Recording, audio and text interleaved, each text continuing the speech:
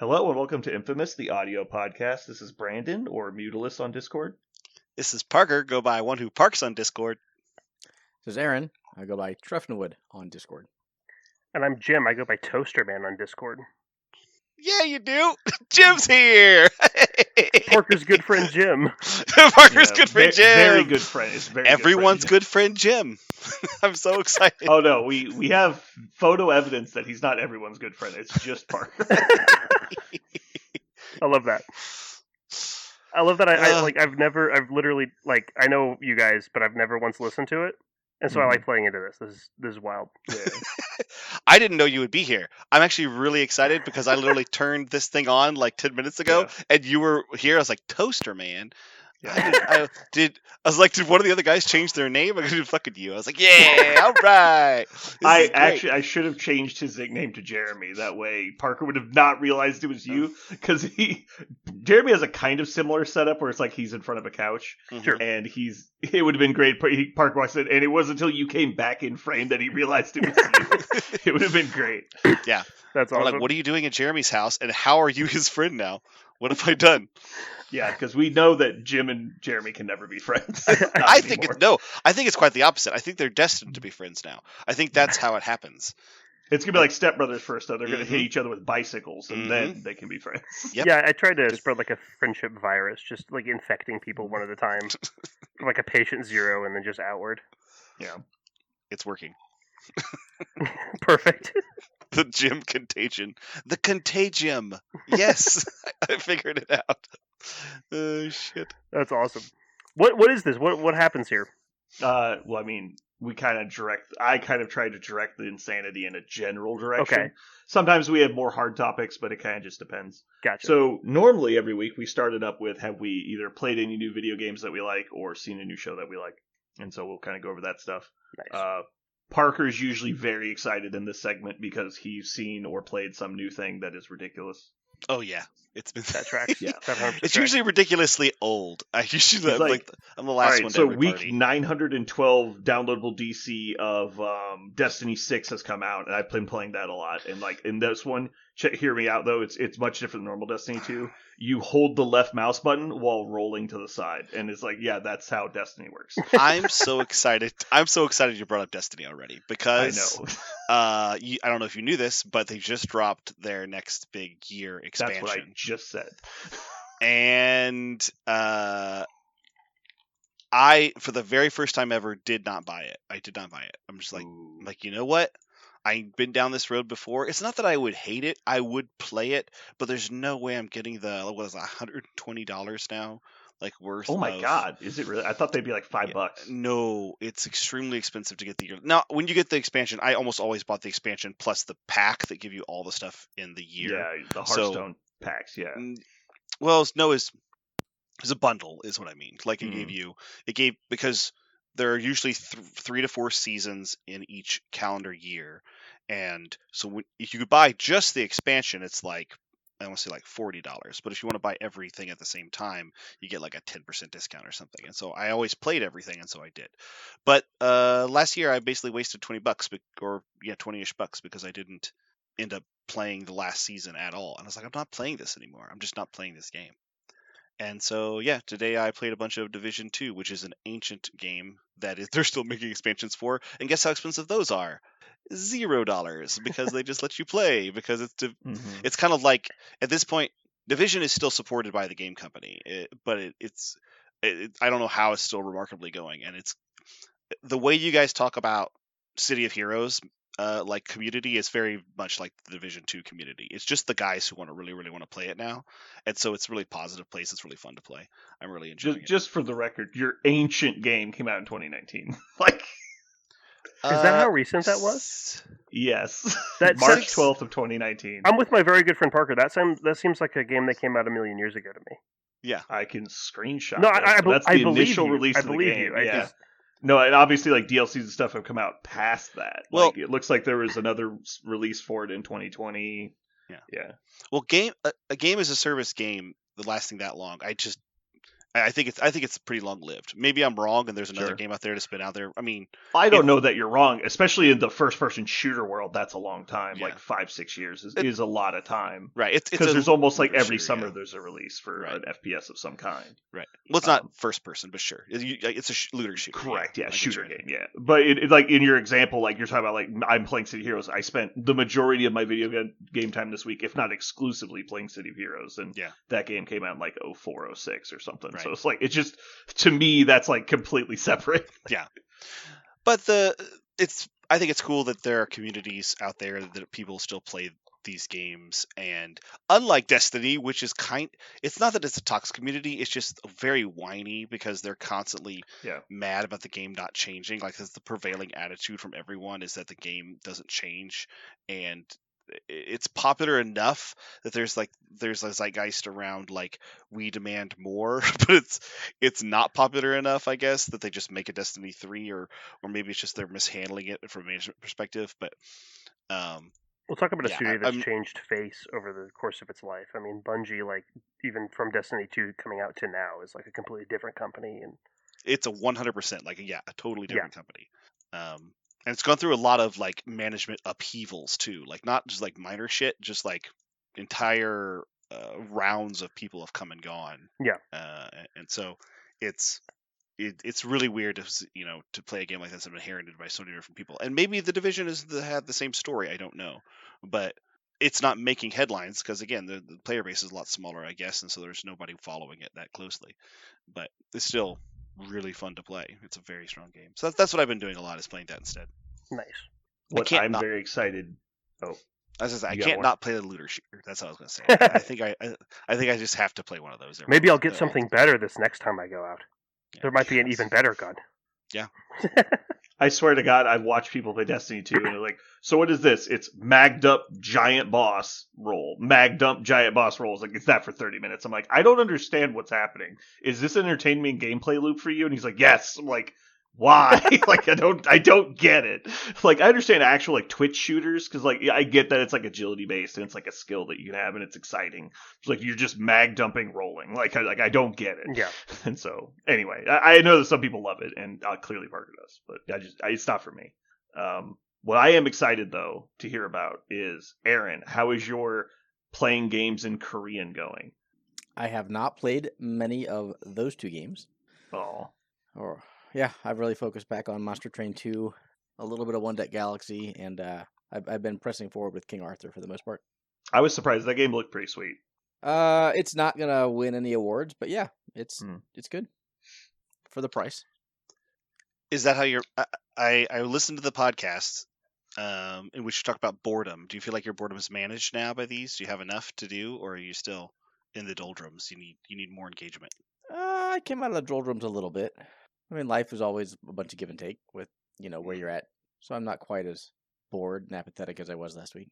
Mm-hmm. Very cool. Not quite rip-roaring full of energy, but whatever. Even keeled. Well, Jim, have you played any new and exciting video games today? So many. I was playing, before we got on, I was playing this brand new game from this promising studio, Bungie, called Halo Combat Evolved. It came out really recently. Oh, Jesus. And not the only man that beats me in old games. Dude, I am that is my comfort food, is I sit down and run Silent Cartographer that level, and like I just speedrun little parts of Halo 1. And I've also been playing Mass Effect 1 again. So, really, yeah. That's been my video game side of my like media consumption lately, is just running Mass Effect and Halo. So, I'm really an up-to-date person. That is my favorite game of all time, is Mass Effect. Yeah, it's great. The series. Are you doing the remastered one, or are you just picking up whatever the old one was? Yeah, I play the Legendary Edition of that thing like constantly. I love it. It's at this point I like playing it because it feels like I'm just directing a movie at this point. Like I'm not making choices based on anything that I actually feel. I'm just like, wouldn't it be interesting if Shepard did this? There's a very interesting quirk of it where if you just pick the neutral option for everything, the main character comes across as an insane person. Like, he's more insane than if you pick the renegade option every time. Like, he just does. He's Like, just so. just amazingly non-committal. Yes, there's He's just like massively bipolar, and just doing all kinds of crazy shit. Like, I think they do like a good cop bad cop interrogation scene in the second one, and if you just pick the middle option, Shepard just doesn't commit to being good cop or a bad cop, and then just leaves the interrogation having not learned anything. And he's like, "Well, we had nothing we could do in there," and you're like, well, "That's it? What?" Non-committal Shepard. Yeah, and That the guy is so you're helping, funny. the guy you're helping is like, "Well, we need that information." Shepard's like, "Well, what can you do?"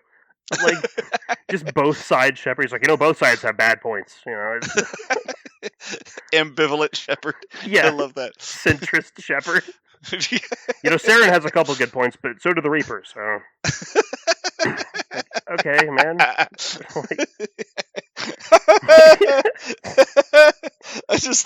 I love the idea of going down every one of those character like things and always like picking the middle option. Just like I can never. see both sides. Or like there's what's the psycho one he says? There's like you in the second game you go to a planet where one of your crew's his dad has become like mad with power and is running like a harem basically of like people who have eaten like toxic food. And sometimes your main character just says things that you're like, that's completely out of pocket. I didn't pick that option. Why? And one of the things he says is he's looking around this horrible situation. Like, this guy has done this for like 11 years on this planet. He's been the dictator of these. And Shepard goes, the main character goes, well, I can't say it wouldn't be a heck of a shore leave, but 11 years is pushing it. And you're like, what? Like, you're okay with some slavery? No, thank you. So I've been doing that, and then watching old 70s movies. So I watched, or I guess it was an 80s movie. I watched Death Wish 3. Oh, God. You ever see that? I've never seen any of those. They're interesting. Yeah. He's like a vigilante, and that movie, like, he gets off of the bus in real life New York, gets in a taxi, and it dumps him off in the Underhive. Like, he's just on Necromunda somehow with like 70s gangers, and just it's ridiculous. Very cool. For media, obviously I've been playing a lot of City Heroes. I have started rewatching Frieren. I really liked it the first time through, but I'm realizing now, because I get a bunch of clips that show up in my reels, but I'm realizing I like slept through like 5 episodes. Well, it's easy. What is the show? It's Frieren. It's an anime. It's actually really popular right now. Won a bunch of awards this year. But it is centered around an elf mage in this fantasy world. And it's weird because it's kind of like storytelling after the fact, because she was a member of this famous adventuring party that defeats the Demon King in their world and basically saves the world, blah, blah, blah. And so the show picks up 80 years after that. And so it's very weird because she's incredibly famous, but all the humans have forgotten who she is because that generation died. Oh, cool. And so it's the next generation. And she's the only real elf you really get to meet other than like a couple side characters. And they kind of know who she is, but again, it's like in passing most of the time. And so she's basically decided to take on an apprentice, and it's their adventure. But it's really just her reliving her glory days, because she's a weird, like, antisocial character that's like, heart of ice or whatever, and she doesn't interact well with people. She's very antisocial. But she's realizing as the time has passed that she wants to, like, be more social. Well, it's about, like, perspective, right? How if you live for thousands of years, people wouldn't seem important, right? Like, sure. It's not that she's cold. It's just she's like nothing. Like, at one point, I mean, in the very first episode, one of the main party members that she helped defeat the Demon King with says like this is an amazing time of my life. I can't believe it took 10 years to do that. She goes, really? And she's like, she's just kind of like, what do you mean? That's not important. Like, 10 minutes to her is like a week. Yeah, it's moments. Like, it's not. It's such an afterthought. Everything about everyone's life around her is an afterthought, and so it's really interesting because the show plays a lot with the idea that because long-lived characters in fantasy is really common, but they always do it very ethnocentric, right? Where every character is really concerned about the present, even though they live for a long time. But Frieren is very apathetic and removed from everything that has to do with time-bound things. There's a wonderful episode where she goes, I would really want to go find this flower in this town, because a person I knew really liked this flower. And so she tells her apprentice, we'll stay here and see if we can find it. And the apprentice goes, well, I think we could probably spare a day or two. She goes, oh, we may not be able to find it in a day or two. She goes, how long does it take? At least like probably just 1 or 2 years. And the apprentice is like, no, we can't just stay in this random village for 2 years. And she goes, why not? Like, and she everything is played not gimmicky. She's just like, why not? Like, that doesn't. Of course you can. Yeah, because from an elf that's 1,200 years old, that doesn't seem like a relevant amount of time. Right. And they stay there for like 6 to 8 months looking for this specific like species of flower. And the girl's like, we have to go. Like, I cannot communicate to her master enough. That's like, we need to fucking leave. Yeah. That's dope. It's a really fun show, but it's very relaxed. It's very like, that's artistic. Sure. I would almost say it's a really beautiful show, but it is the opposite of most anime that you'll see. It's not about the combat. It's very much about the storytelling. There's also like really quiet like whole stretches of the show where it's just like a scene, just like of wind blowing through a field. Yeah, and it's perfectly toned. It matches everything, but that's like 30 seconds of the show.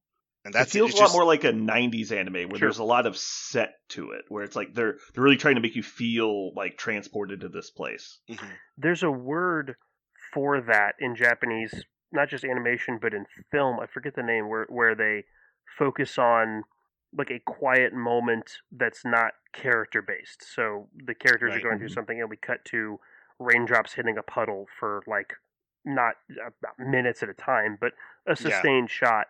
And then maybe another thing, and then we're back to the character just to establish mood. Miyazaki does that a lot in their films. This famously, just like randomly, will be those moments. Yes, Ghost of the Shell kind of had that feeling too, because they just have like you just hit so many cut scenes of like them staring out a window listening to the rain, like that. You just don't get that in current anime. Well, the best moment in the Ghost in the Shell, the original movie, is it's like just the let's go through Tokyo and see what it looks like. Sequence where they have the main song, the Making a Cyborg song playing, and like she's on the little boat going through this very built up cyberpunk world, and just feel it for a second. It's, really clever. And then you don't have time to do that when you're shoveling out a seasonal anime. Typically now it feels like. I also think I think there's probably a producer somewhere that's like, this isn't marketable. Like people want to see.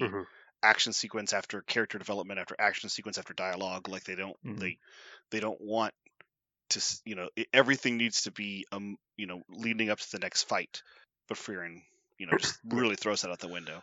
So it's interesting to me because I am very much the opposite demographic of somebody who should like Frieren. Like I like the heavy combat animes. I like really fast paced. I don't like a lot of like window dressing stuff. But because it's done so well, it's not only not a downside, it's a huge upside. And I just really think that a lot of times like that stuff gets shit on because you watch One Piece where it's like every second that they're not fighting is borderline vomit garbage. And then like it's like this is just done so poorly and it's considered acceptable because it's a weekly anime. There's a new episode every fucking week.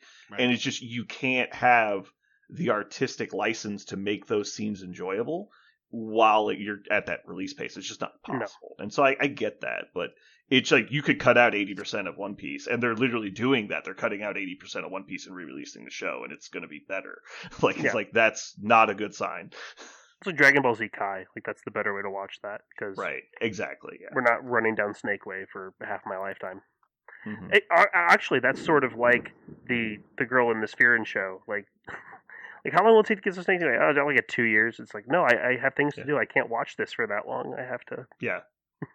Yeah, and like the first 3 episodes, the supporting character, her apprentice, ages from like 8 to 20 basically. Like you're just like, oh shit, like this is like it just feels extremely accelerated, but it's so fun to watch. Anyway, they did that in the can we talk about Warhammer? Are we allowed to talk about Warhammer? Does Warhammer come up here? Yeah, the topic comes up a lot. Nice. Many words are spoken about it. Well, they did a Necron novel a couple of years ago. Robert Rath wrote this Necron novel, The Infinite and the Divine, which you may have heard mentioned at like the store and stuff. It's a very like it has been mentioned in my presence a few I'm times. Sure, but they do that with with like the fact that the Necrons are just because they're mechanical, they are completely disrespectful of the notion of time, and they'll have a pause in a conversation, and then the next paragraph will be like 10 years later he responded. Like they just stand there for 10 years because they don't care at all. And then like human thralls that they have just like wither and die quickly. It's and they use it completely as a punchline. Like it's never rested upon. So yeah. I remember there's an old genealogy book that came out in like the Mark V era. And it was really interesting. There was one story about, I think it was a human, like, inquisitorial henchman that had been being interrogated by a Necron overlord.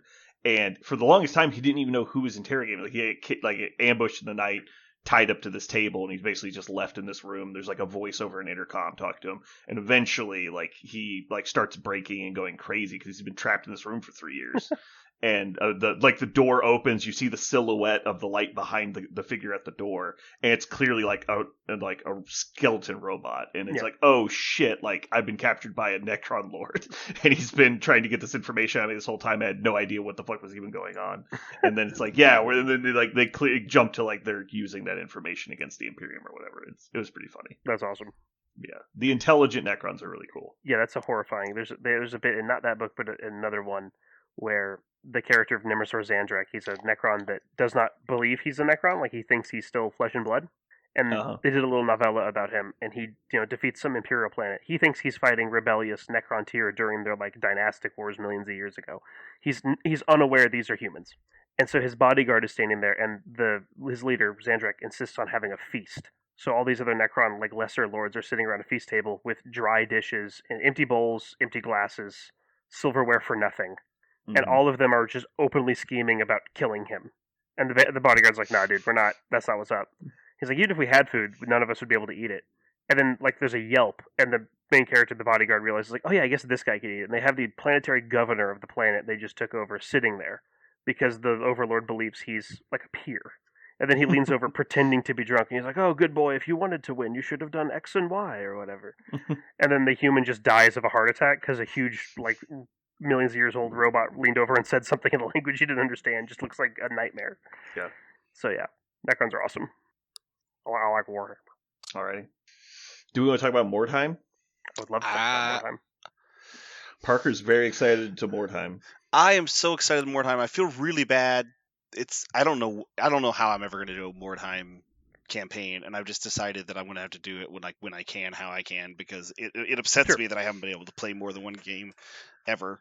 But I want you to know today I did myself a favor, and I took my 6 Mordheim armies, my 6 Mordheim warbands, and I cleaned out my entire hobby space in my basement so that I could arrange them all, because they've just literally been like on every surface of my base of my finished part of my basement, but I needed them in my hobby part, and so I cleaned everything in my hobby part from like games, from 12 years ago. I had to finally reorganize and put it together just so I could have an open space and put all the warbands out on the space, and now they're there and they're ready to go.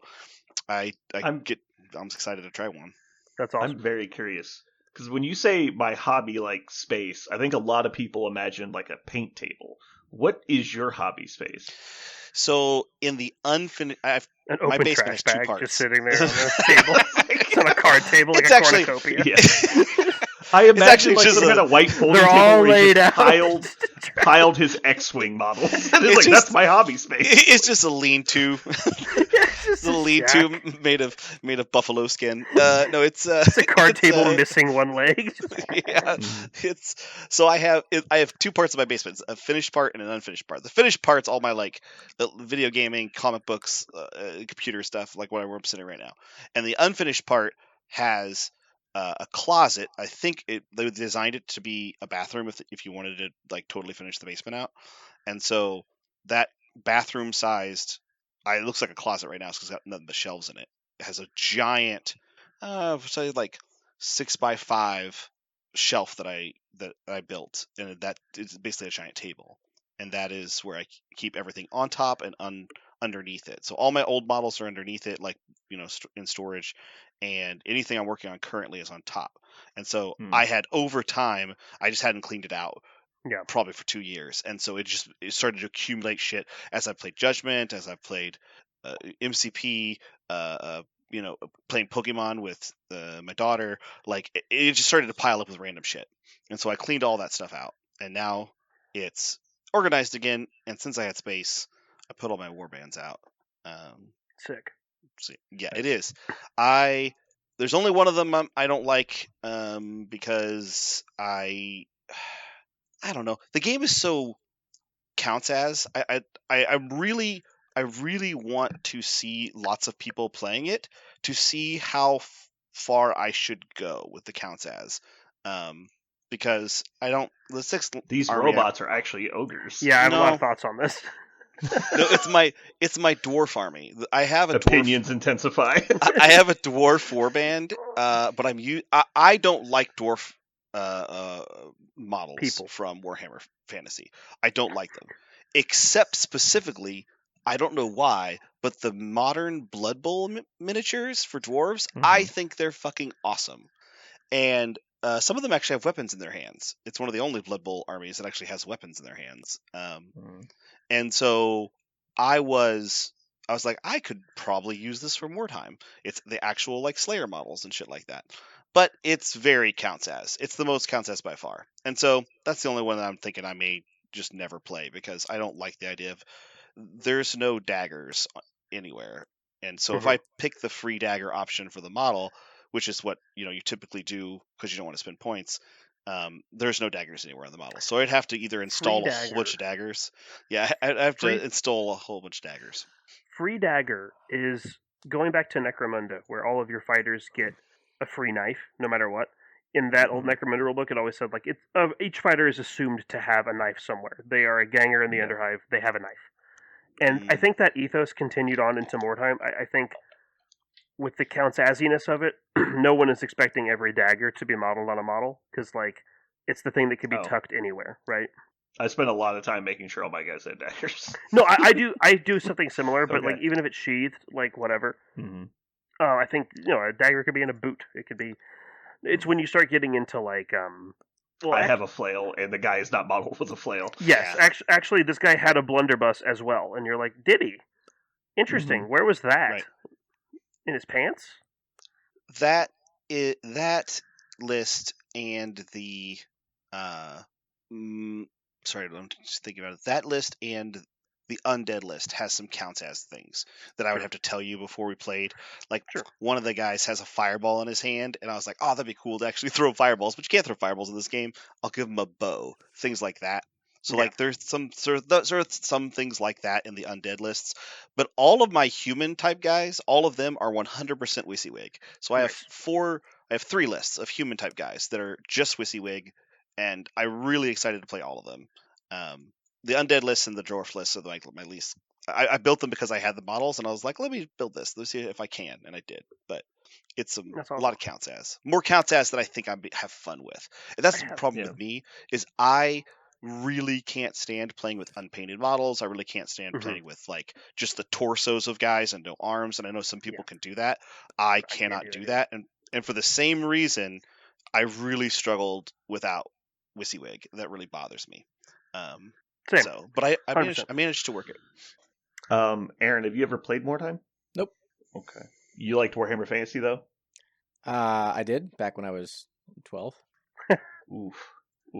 That was righteous burn. That was there was a low hanging fruit joke there for an age joke, but I didn't do it. Yeah. I'm very proud of myself. Well, it's 12 plus, so he liked it for 1 year. Yeah. So imagine Warhammer Fantasy, but without all of the tactics and positioning. That's basically Mordheim. And the clean rulebook. That's also without that. Imagine if it was Warhammer Fantasy, but with no brain power needed. That's pretty accurate, actually. Yeah. I love it. It is way more with the cinematic, do whatever you want. It's basically if you combined Old World, Warhammer Fantasy with a role-playing game is really what it's more like. You're like, I want to jump off this tower, pull my dagger on the way down, and shove it through this guy's head like Chronicles of Riddick style. You're like, make a roll.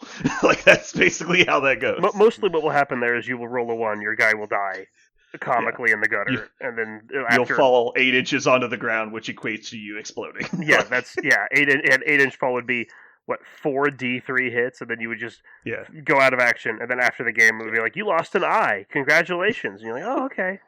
See, or you got sold into slavery, now you have to fight this gladiator, and you're like, God damn it. Like, you guys just described a lot of the things that Blood Bowl has. Like, that's one of the things that one of the reasons why I think Aaron would actually appreciate this game is it is a skirmish combat Blood Bowl to me. Like, when I play it, while I'm playing it, the only thing that I don't see are the squares, but everything else feels very much like that because there are objectives on the field. It's better to have them, better than not have them. You can, build your guys to be better at picking up objectives or fighting. Like, I really appreciate how every single list feels very different in terms of its abilities. Nothing feels very samey. The human chassis is kind of the only samey, like the human stat line. But and a lot of lists have those.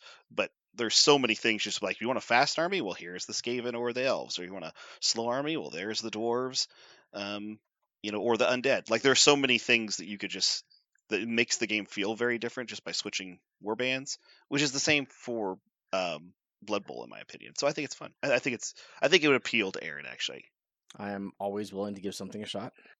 The one thing I will say is, during the game itself, it usually does devolve to a few pockets of combat, right? Like, that's kind of what ends up happening. Even worse than that, which is a lot of war games, for sure. But even worse than that, like, if you're not, so I got into playing Warhammer a couple years ago at Adepticon, and since then I've been kind of like working on it and building stuff for it. Now we're running a bunch of games, which has been a lot of fun. But one of the common sort of complaints about Mordheim is that if you aren't really careful about where you place those warpstone chunks, or if you're playing a scenario that doesn't have them, the game just devolves into one mosh pit in the center. Like, it always ends up there. Or you can, if you're really skewy, maybe it ends up in a forlorn charge into the other guy's bowman or something. Like, it can get kind of skewy. So you have to be really careful with terrain placement, which is the true thing about, like, all ruler war games. And a thing that, like, is, like, in all old Games Workshop games, basically there's no guidance about terrain at all in the whole of the text. Like, so... And it's probably the most important aspect of building a game. Yes, and they're just like... don't even mention it, No, they're just like... Because they assume it was, originally it was a box game release, and so it had these cardstock buildings, these bombed-out buildings, and with bridges and ladders and things, and they just assumed, we don't have to explain it, it's right there. Like, everyone will always be using these buildings, and of course, no one uses those anymore, so... Thankfully, we have a pretty good set of MDF terrain that's, like, I think, but even we've had to, like, make some house rules. I've yet to play a single game in Mordheim where I don't have to look at my opponent and go, I don't know, what do you think? How should this work?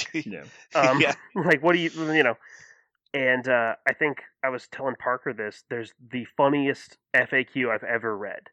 Well, I read it on the 250th cast. Oh, that's awesome! I'm so glad.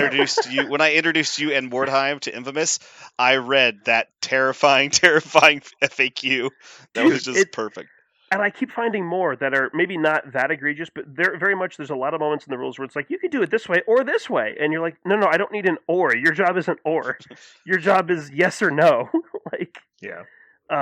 So we always Tomas Pirinen wrote the rules, so we keep saying things when players, we're running these big multiplayer games, when players run into troubles, they turn to me and go, Jim, you speak Tomas, how does this work? And I have to, like, read the rule and be like, well, if I were putting myself in his headspace, I really think this might mean. So yeah. There's unfortunately a lot of rule examples where it's like you have to kind of, like, really try and figure out the intention. Yes. Because the wording is not conclusive in any way, shape, or form, let alone even, like, indicative of what you should do. It's really just open wording that's just kind of like the intercept a charge thing is, like, the most obvious one. It's like, and if there's an opponent within 2 inches of your charge path, they can intercept you. And that's the last time they use the word intercept in the rule book. Yes. And you're just like, what does intercept mean? Or like, it's just stuff like that. Or like we found just the other day, you and I, Brandon, were talking about it. It's like 3 of us are playing a game, and we're all scouring the rulebook, and we're like, I think it says nowhere that a shield takes up one hand. Yeah. Like logically, you can't swing with a sword while you have your shield on the same arm. Like, I get that. I guess. But it doesn't say it anywhere. So theoretically, And that became the case because I was thinking, well, a buckler seems like a thing. I don't know anything about. Yeah, maybe bucklers doesn't require a hand, but yeah, maybe it's just strapped to the forearm to kind of block some stuff, and it has no guidance anywhere on that, except that in certain you can kind of infer it by the negative, sort of like from like the spear rule, where the spear is like the only thing you can use in the other hand is the shield, and I'm like, okay, I guess that means it takes a hand, but you still get a shield bonus against ranged all the time, even no matter what. So it's yeah. So you end up breaking down, like, I'm reading these 3 or 4 different rules sections on different pages. They're not anywhere close to each other, but you have to infer that the fact that, well, the weapons all say how many hands they require, but then you'll read a great weapon and that takes 2 hands. They'll say you can have a shield, but you can't use it while you're fighting in combat. Yeah. But it doesn't say that about the buckler, so that implies that the shield requires a hand in combat and the buckler doesn't. Because the shield then says you don't get the shield bonus in combat. But it doesn't say you don't get the buckler bonus. It just says you don't get the shield bonus. But neither of the shield or the buckler say anywhere how you can use them with other weapons. And it's just really, you have to assume the intent and then apply it. Aaron's like, you're selling this. This is great. Yeah, I rescind Parker said he thinks... Previous comment. Parker said he thought Aaron would like more time. I think Aaron would hate more time. And the reasoning is because at its heart, Blood Bowl is a very tactical, clean game. Mordheim is the absolute opposite. Like, it is the dirtiest game I have ever played. Like, X-Wing, when you like, imagine you played X-Wing, but you had to pick up the turn maneuvers before you put your ship down. Like, that'd be the equivalent of Mordheim. Like, it's like, you just kind of got to eyeball it. Like, that's not how things work. And, like, the smallest movement can actually affect a lot of things. Yes. Yeah, I had forgotten how the lack of clarity on some things, because Aaron would, I'm sure it would frustrate Aaron. Aaron would be like, I want to attack him. And I'm like, cool. Well, what armor do we think we should give him? Like, we'd have to, like, figure it out. What armor do we think? Because of this weird situation that we found ourselves in, just because of the things I took and the things Aaron took. And sometimes it would be really obvious, but sometimes it wouldn't be. And it is true that while Blood Bowl and... there are a lot of things in common between Blood Bowl and Mordheim. One of the things it doesn't have in common is that Blood Bowl's rules are really simple because the game is very simplified in a lot of ways, and Mordheim is very complicated on purpose. Like you said, they wanted to make an RPG, so they wanted to make, like, really cool things happen, like things that could happen in real combat or real, like, fantasy combat. And so they did it, but they didn't they didn't close any loopholes. Everything's just still wide open. I mean, the fact that Blood Bowl's on a grid too just cleans up so much of the problem. For example, that's one of the reasons. And there's no terrain you have to deal with. It's so much simpler.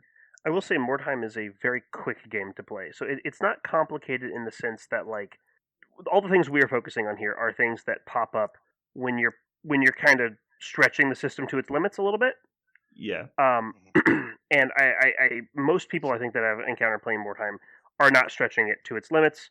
They are like, look, I made a cool Skaven warband. Look at my rat ogre. And you talk about the rat ogre for a while. And then you play, and there's a fun, wacky cinematic experience that occurs, and then a neat level up that happens after it. But yeah, when you get in there, if you really want to, like, take a sledgehammer to it, it'll wilt real fast. Like that system breaks down almost immediately. Yeah. It's been around forever. It's a solved game.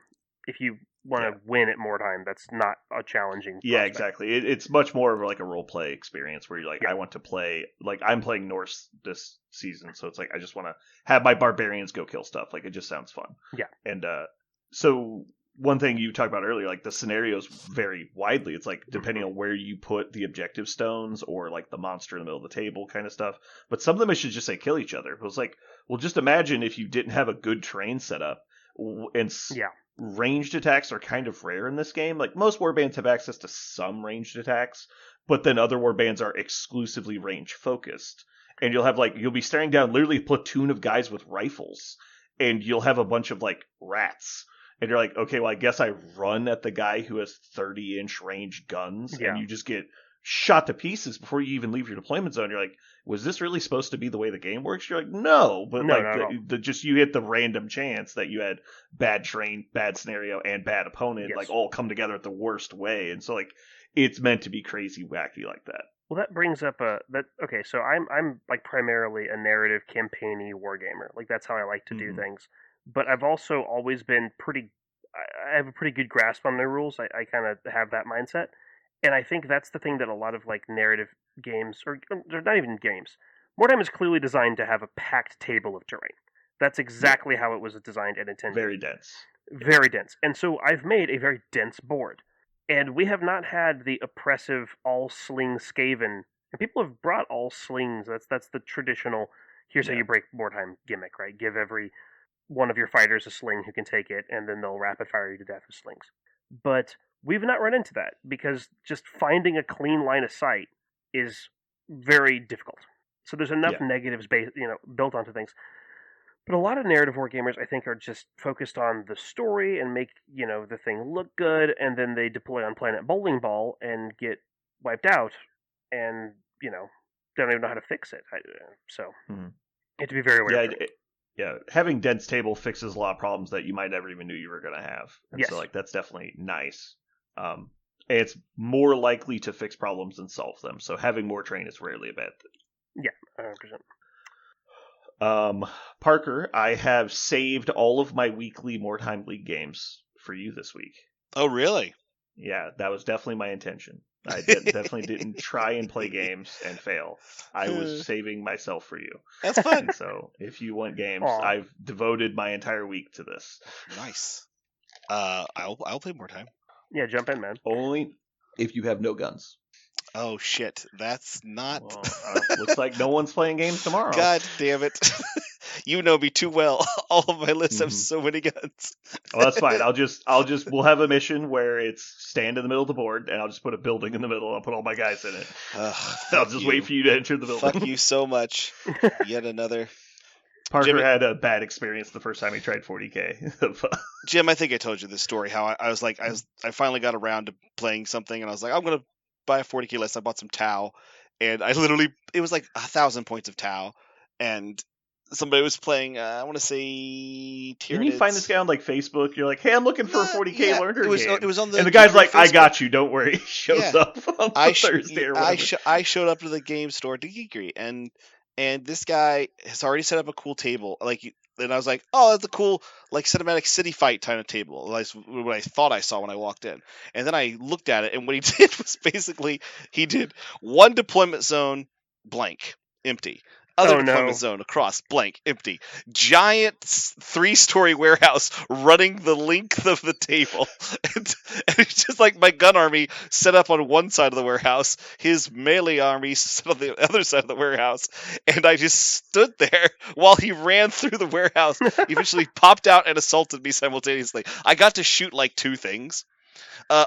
That time in that edition, the flying rules were all busted, and so he had 2 flying hive tyrants or some shit.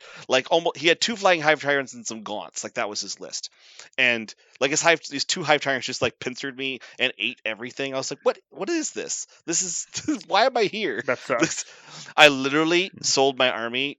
And that was it. That was the last time I played 40K. And that was years ago, and I don't want to play it ever again. Because I was just like, nope, this is it. You did it.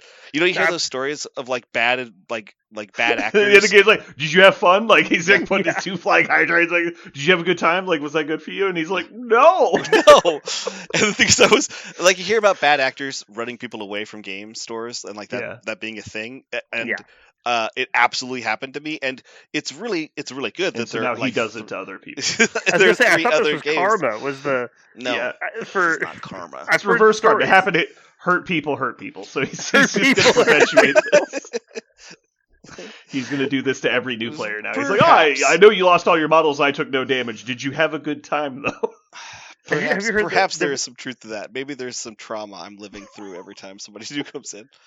But Brandon, was it you I was talking to about the hurt people thing? Yeah. Yeah, the idea that it's someone using it as an excuse. They punish, they do that, and they go, well, hurt people. I don't know what to tell you. They just leave. Yeah. Good lord. Okay. So, recommend the Mordheims. Absolutely. I assume Jim is on board with that. Aaron, definitely not on board with that. If you can find a group of people. Yeah, it's right. Yeah, awesome. How about this, Jim? Make a sales pitch to Aaron. Let's get Aaron in. Loosest rule set you've seen since you visited a whorehouse. Maybe not going to intrigue me so much. Wait, how about this? The only reason the rulebook is so bad because it's assuming you have the current knowledge that Warhammer Fantasy Battle 4th Edition had to offer. So it's assuming you already were fluent in that before you entered Mordheim. Also, a Mordheim experience would help you, in detail, greatly appreciate the tight rule sets you enjoy on a daily basis. There you go. That was a good one. That was a good sell. And that's why I cheat on my wife.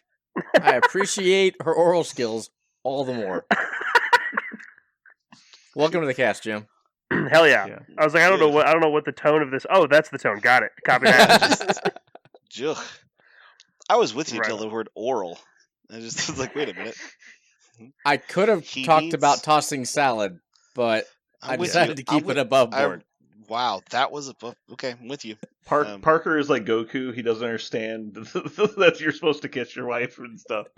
He's like, no, that's gross. Like, just the one thing is what I want. Kissing girls is actually gay. Think about it. They like dudes. Tell us it's gay to kiss a girl. Let's get back on topic. All right, so we're going to move on to Mojo World. This week, I'm sorry, Mojo World is going to be Dinosaurs. Nice. You didn't apologize for this. Dinosaurs are awesome. I already apologized. You can't take back apologies. I said you don't need to. I didn't say you can't. But I did. You don't need to. So can I ask you a question about Mojo World? Yes. Mojo World is the only way I've interacted with this podcast up until now. I vote religiously. Yeah. I think that's actually 90% of our community. That's awesome. Only interact with the no one listens. They just click something. Yeah. So how is it actually done here? Like if one person goes first, it's snake draft. You will go first because you're the guest, and then after that it'll be ascending order of the previous poll winners. So Parker got the fewest votes; he'll be number 2, and then I'll give Aaron the choice if he wants to go 3rd or 4th. Okay. Which he'll choose 3rd. Gotcha. So I get to pick the first dinosaur. That is correct. So it's kind of a kingmaker situation. Yeah. When you're the guest, because you get to pick the topic and you get to go first. Because some of them, like if you go with like Sylvester Stallone movies, for example, it's like there's like 4-ish good ones, but there's like some actors like they only have the one good movie, and so you pick an actor who's got like a one-hit wonder, you get the first pick, and everybody else is floundering, and it's like, what am I supposed to do? So like it's somewhat that way, but normally when you win, you go last, you don't pick topic, and so it makes it much harder to win the following week. Makes sense. All right, so you get first pick. So yeah, I mean, Kingmaker, literally Tyrannosaurus Rex. Yeah, T-Rex. Gotcha. Yeah, I use his proper name, but if you want to use slang and disrespect him like that, that's fine.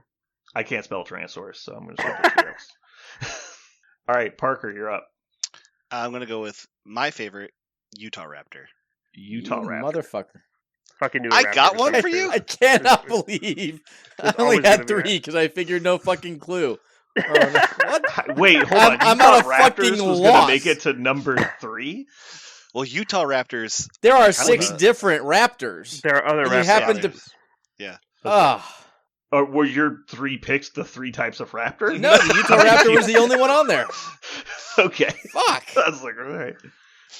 This is like potatoes. Like, we got into a huge argument over potatoes. Like, sweet potatoes, just potato, goddammit. Like, we did vegetables one time. That was a horrible mistake. Oh. just an argument over sweet potatoes. We had an argument over it. What kind? Like, is every type of onion an onion? Like, it's like red onions, yellow onions, white onions. Like, you can't just pick 3 onions. That's not fair. Like, so yeah, potatoes like russet brown potatoes. You're like, shut That's up. not fair to pick. It was ridiculous. Onions are overpowered. That's not. You have to. Right. This is what you've been missing out on. You just need tune to in listen to the 45-minute mark of every infamous podcast. And it's just us screaming at the top of our lungs over how a cameo as yourself doesn't count as acting in a movie. Like, yeah, it's bullshit. That's awesome. You still belong. I'm going to veto. What is it? Space Cowboys as not a sci-fi movie. Like,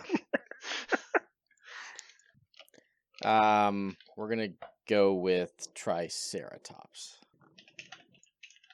Okay. I'm kind of in trouble. I did not put a lot of thought into this, and I think everything I thought about has been named. What is the thing in Charlie Mountain? It's Plesioturodon. How do you spell that? Go with that. The Charlie the Unicorn? That's a Leuropleurodon. Leopleurodon. Yeah, Yeah. that's clearly what I should pick, right? Leopleurodon. Yeah, How do you spell that? Leo. Okay. All right. Leopleurodon is Lio. Technically, that's an aquatic reptile. God damn it. That's not a dinosaur. Stegosaurus. That's sure, dinosaur. Yeah. I don't mean to start like a sweet potato saurus situation. Yeah, okay. No, that's fine. Megalodon. That's a dinosaur, right? Megalodon was a shark. Fuck you. Can I put Megalodon? What is a dinosaur? Dinosaur would be jellyfish. It has to be a land reptile. Like it's a land reptile that specifically has its little leggies under it instead of like out to the sides. Oh, so I can't choose the alligator one? Nope. No, yeah, it has to be at the top of the push-up, not the bottom of the push-up, for it to be a dinosaur. There's two kinds: sauropods and theropods. Pick one. Yeah. I'm gonna go. Technically, birds are dinosaurs, so you could be a jerk and be like, "There we go, falcon." Yeah, peregrine falcon. All right, I'm gonna go with my boy Littlefoot and say Brontosaurus. Yeah, go ahead. That's solid. Wait, is Brontosaurus a dinosaur again? Yes, it is. Okay, cool. Hell yeah. Recently, it was, they brought it gone back. I just want to let you guys know, I'm typing these so poorly that it's not even giving me autocorrect suggestions. I thought... It's just like Brontosaurus. I know they put Brontosaurus in Legends, so he's canon again. Kind of like Thrawn went from Legends to canon again. Got it? Yep. Okay. Yeah. It's like the Tartarus Terminators. Like they're kind of real, like but not really.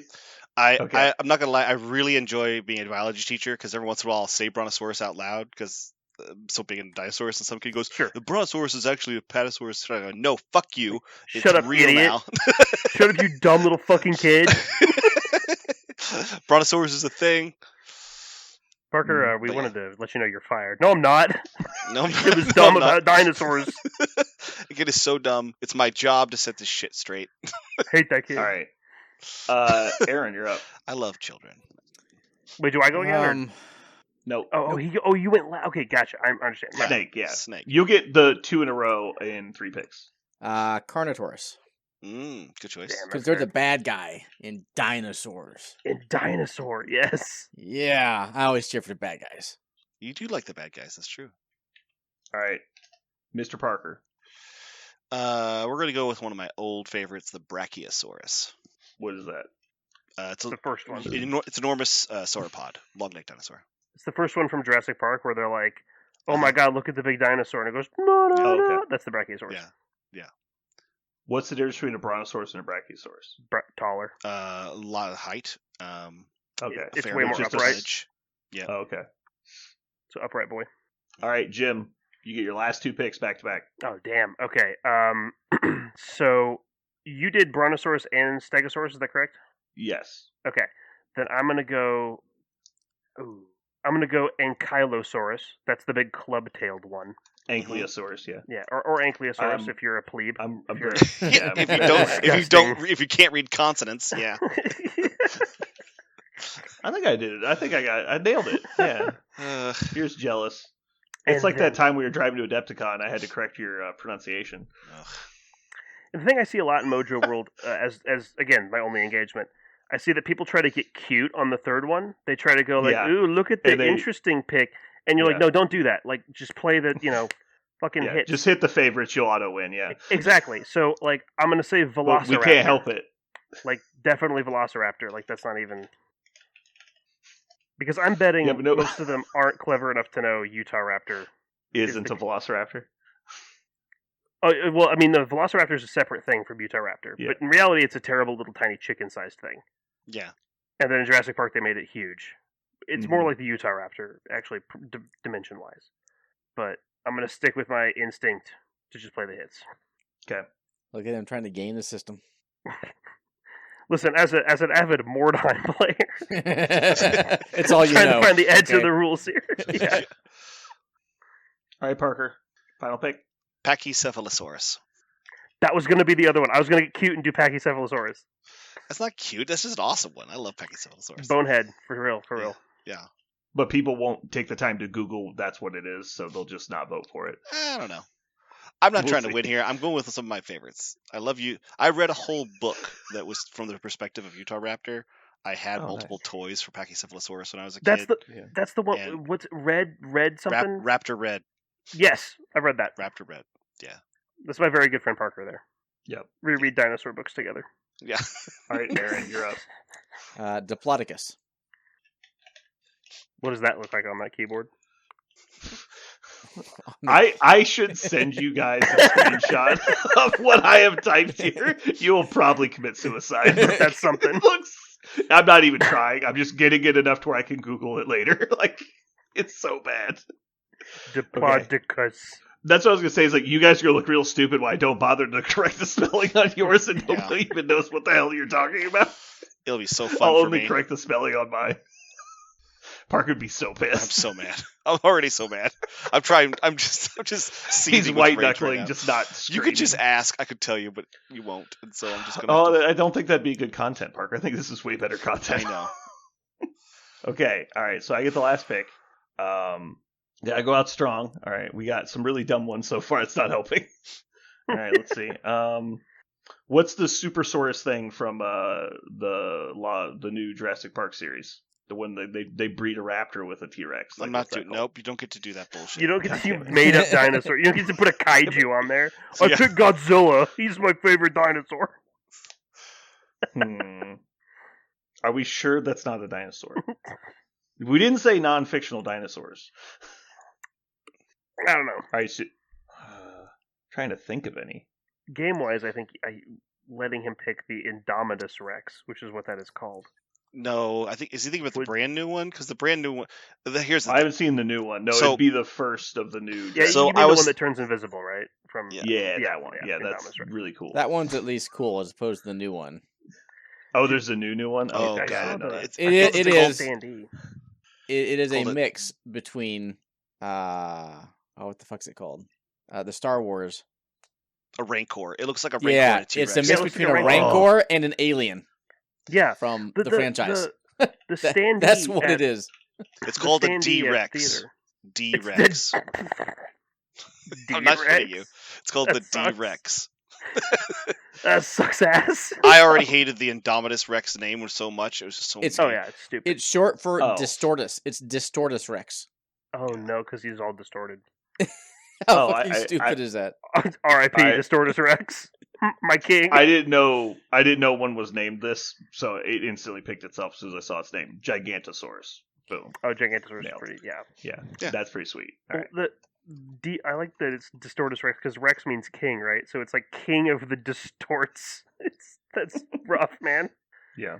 Yuck. All right, cool. Nice. Let us know in the chat what you guys think about our picks. Clearly, I got the best one, so that's obviously. easy. Yeah, and I nailed it.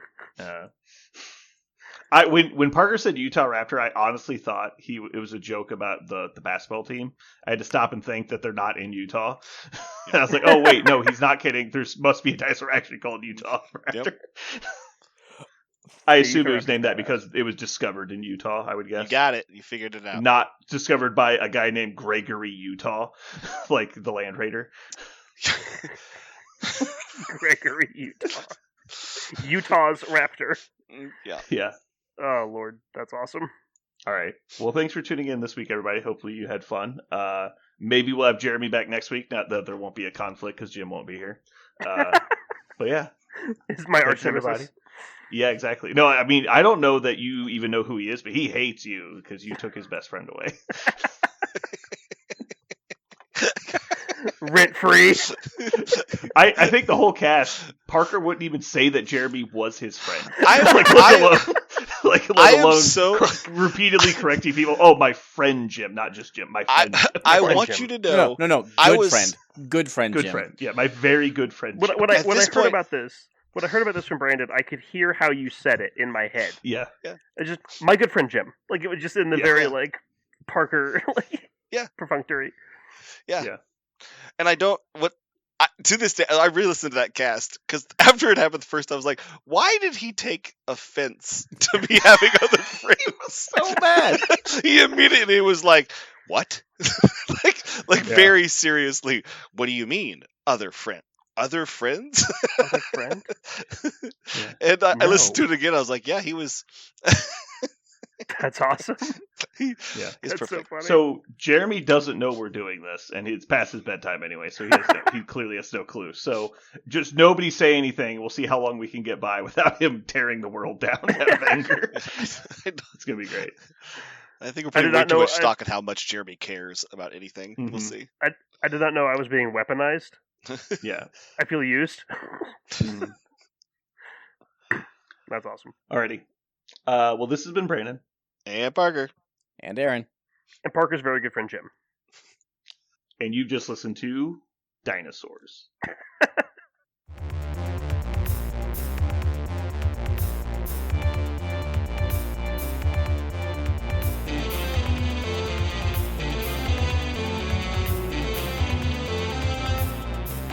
So what are we going to call this thing? I got it. Okay. Incredible, new, fantastic, astonishing, mighty, original, uncanny, sensational podcast. I'm just going to put down infamous.